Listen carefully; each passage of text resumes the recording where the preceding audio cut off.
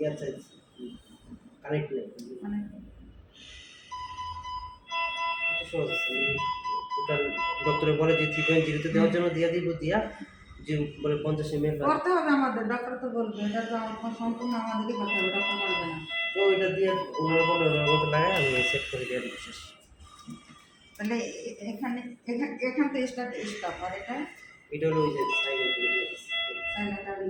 এখানে বাড়াবো কমাবো বা কতটুকু সময়